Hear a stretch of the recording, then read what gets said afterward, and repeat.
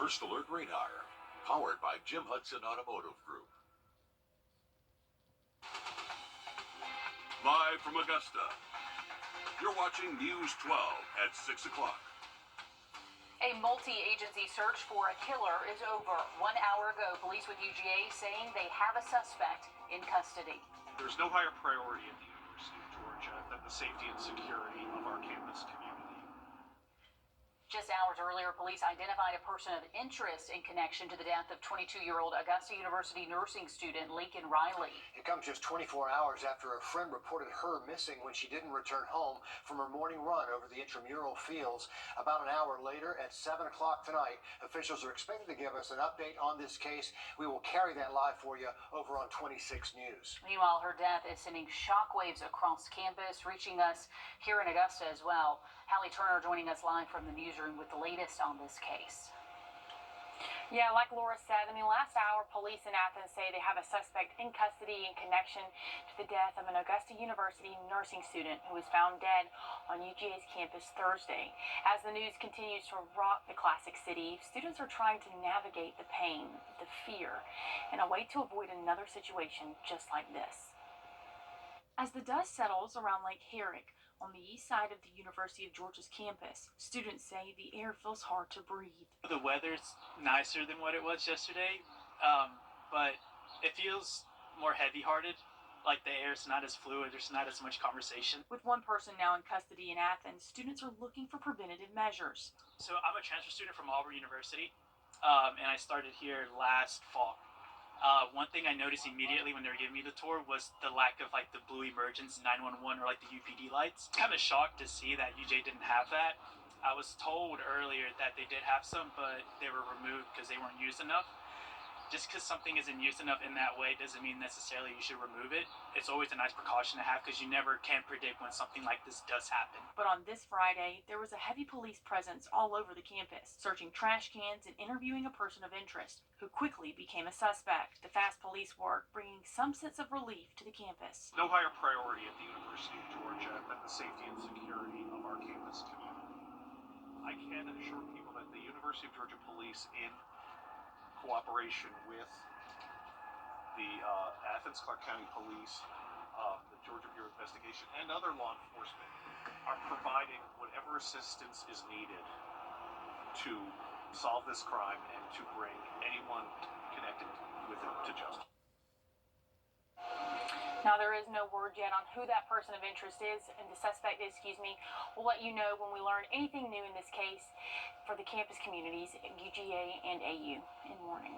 Certainly a jarring couple of days. They say it's the first time in 20 years anyone has been murdered Certainly on campus. Unusual, and folks at AU and the nursing school, really their hearts are going out because this is one of their own. Yeah, just heartbreaking. Hallie, thanks for those updates. More news in a moment. For a quick check of the weather with First Alert Chief Meteorologist Riley Hale. Riley, Happening now at 6 o'clock, an accident on Gordon Highway at Jimmy Dias Parkway that's impacting your commute. There are some reported injuries, so heads up if you're driving in that area. We've got a News 12 crew on the way out there, and we'll keep you updated later in the show as we find out more. Also tonight, 2 men charged with murder in connection to a deadly shooting that happened in a neighborhood between Glen Hills Middle School and Barton Chapel Road last night.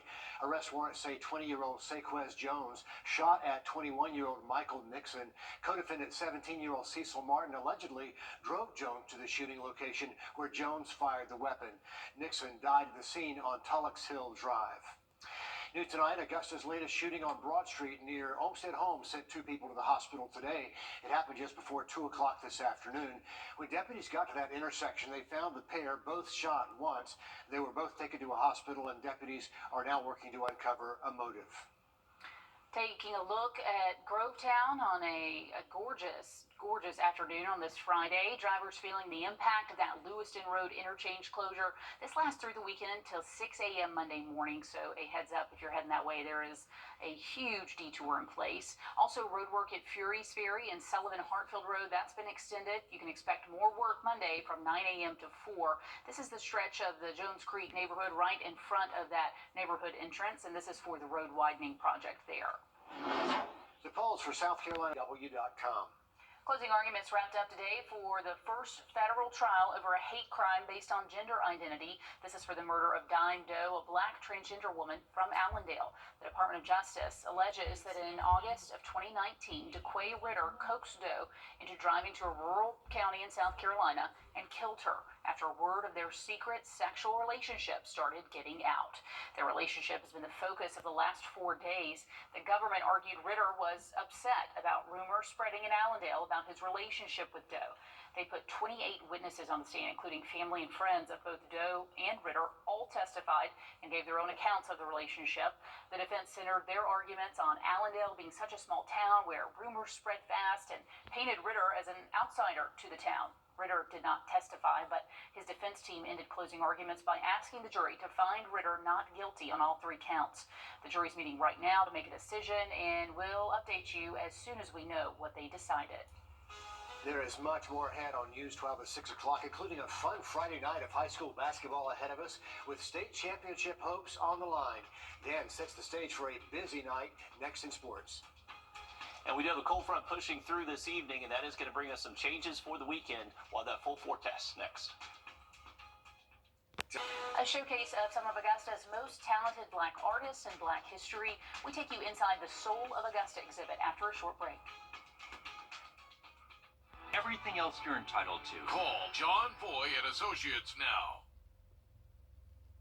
Get ready to explore the soul of Augusta. Some local artists using their art to showcase diversity and culture over at Augusta & Company on Broad Street. Taylor Martin walks us through the exhibit. Soul of Augusta is a showcase of some of Augusta's most talented black artists. The inspiration really is about the progress in Black America and the progress of America receiving Black America in terms of our history, in terms of our traumas. A partnership between the Augusta Arts Council and the New Urban Black Artists Guild. Artist Wrdw Tucker says the exhibit is an opportunity for people to feel connected. Connected in terms of the history, connected in terms of the emotion, connected in terms of the atrocities. It's one of many opportunities the Augusta Arts Council gives local artists each year to be showcased in the locals only art gallery in Augusta & Co. downtown. So throughout the year there's always artwork here, and it's always local artwork, and we just wanted to support a local artists guild and show some of their work. Giving you the opportunity to see, be inspired by, and support local artists. By the art. Not only helps the economy, but it also helps the hope of the artists having a productive life in their city. Reporting in Augusta, Taylor Martin on your side. That exhibit is free, by the way. It wraps up March 28th. An update to a story we brought you back in November. We introduced you to neighbors Brian Clayson and Keith Finley and their concerns about a sewer project in Harlem that would require an easement to run through their properties.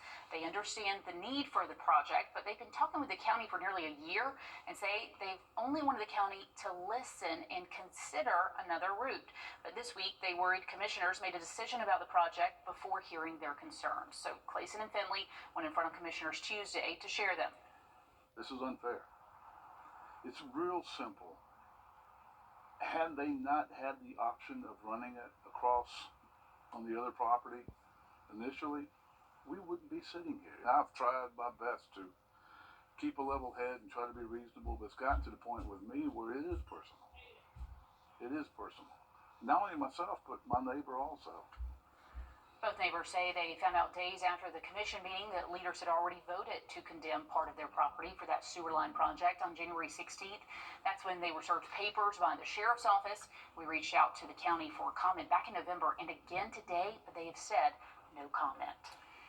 This month marks 70 years on the air for us, and we've had a lot of fun looking back, including a reunion with one of our very early studio crew members. Going to show you a picture here, and that's Dan Ward there on the far right.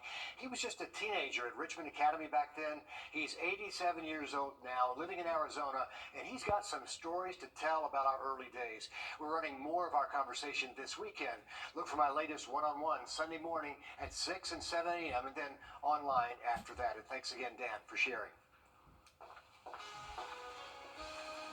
We are looking at the pollen count to stay high through the weekend and even early next week. This is thanks to pretty high winds tomorrow and then warmer temperatures once we get past the weekend. Now, the quick look at that 7-day forecast just after the break.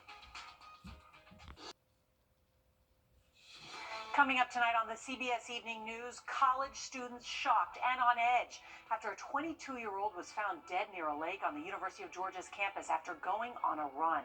Well, tonight, one person of interest is detained, and the urgent search for answers continues. That and more headlines tonight here on the CBS Evening News. It is now time for your Watch and Win word of the day, and today's word is history. Insert that keyword on the News 1226 app for a chance to win a $70 gas card and to be entered to win the grand prize. That's a 70-inch TV. Once again, that keyword is history, and it's our way to celebrate our 70th anniversary on air with you. Easy way to get a $70 gas card and potentially even a 70-inch TV as well. We do look ahead to a nice weekend. Temperature is going to feel a little bit cooler for us. We'll see highs mid-60s tomorrow, near 60 by Sunday. It is going to be windy tomorrow, but we'll be much calmer by Sunday with a lot of sunshine through most of the weekend. Next week is when we bring back those warm temps. Should be close to 70 degrees by Monday afternoon. Now, there's a cold front moving through this evening. Luckily, the rain's not really impacting us here locally. We'll take a zoomed-in view of this real quick, and most of the rain is in the Midlands of South Carolina, and this is going to be pushing towards the east, so not really expecting to impact us here locally. So First Alert Radar Network showing mostly clear scans if you're heading out for tonight. Here's a current view outside of our studios. Another quick look at that micro full moon as well, so pretty good opportunity to check out the full moon tonight, tomorrow night, through the weekend. We do have generally clear skies outside at the moment.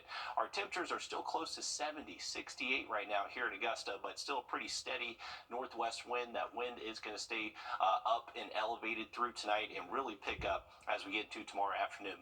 Overall, the next 7 days not looking too bad. We'll stay seasonal through the weekend, getting back above average to at least the first half of next week. Another system is going to show up by Thursday and Friday, though, bringing us back that chance for rain. Police in Athens tell us they'll give us a live update at 7 o'clock on the latest out of Athens and their murder investigation. We will carry that live over on 26 News at the top of the hour. Then we're back with more News 12 tonight at 11. At the CBS Evening News, we focus on solutions, finding solutions to help people understand what are the right choices to make for you and your family.